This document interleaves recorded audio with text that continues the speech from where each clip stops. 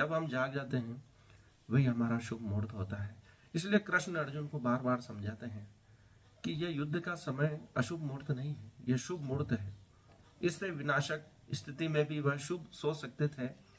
इस ब्रह्मांड में उनसे सकारात्मक व्यक्ति कोई हो ही नहीं सकता।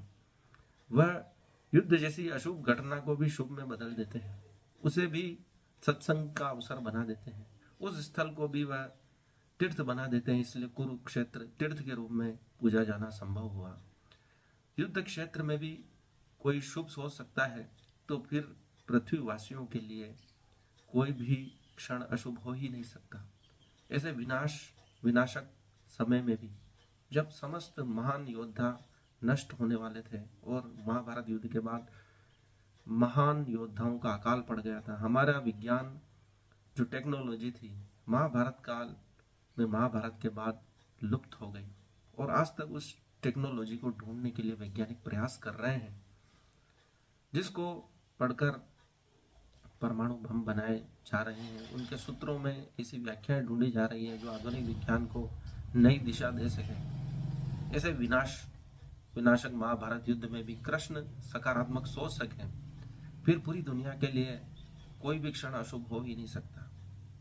हम अभी से उस कार्य को शुरू कर दें जो हम करना चाहते हैं। किसी शुभ मुहूर्त की चिंता न करें। अभिजात मुहूर्त या कोई भी मुहूर्त आपको प्रेरणा दे सकता है, लेकिन आपका कार्य आपकी प्रेरणा है, ऐसा एलन मस्क कहते हैं और हर क्षण कार्य में लगे रहते हैं। आपका कार्य आपका विश्राम है। इसलिए एडिसन ने कहा था, मैं कभी थकता नहीं हूं क्योंकि मैं अपना मनपसंद कार्य करता हूं। यदि आप अपना मनपसंद कार्य चुन लेते हैं तो आप उसमें अपना सर्वश्रेष्ठ प्रदर्शन देते हैं और उसमें थकने का सवाल ही पैदा नहीं होता है, क्योंकि वह कार्य आपको आनंद प्रदान करता है।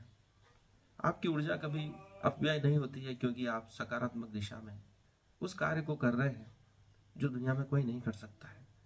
अगर आप अपने किसी कार्य को ढूंढ लेते हैं जो दुनिया में कोई नहीं कर सकता है, वही आपका कार्य है जिसे आपको सर्वश्रेष्ठ तरीके से करना है। फिर आप कभी बोर नहीं होंगे, किसी शुभ मुहूर्त की आवश्यकता नहीं होगी। जब जागेंगे तभी सवेरा होगा और आप हर कार्य में सफल होंगे और सदैव आनंद में रहेंगे। जो कार्य नहीं करता है वह दुखी रहता है, परेशान रहता है। इसलिए अभी उठे, जागे और उस कर्म को जब तक पूरा ना हो जाए लगे रहें उस कार्य में। इसलिए स्वामी विवेकानंद ने कहा है, उठो जागो और उस कार्य को तब तक करते रहो जब तक वह संपन्न हो जाए। आज के लिए इतना ही मित्रों। इस वीडियो को लाइक करें, चैनल को सब्सक्राइब करें और इस विषय पर कुछ कमेंट बॉक्स में कमेंट करें और चैनल को सब्सक्राइब करें। धन्यवाद।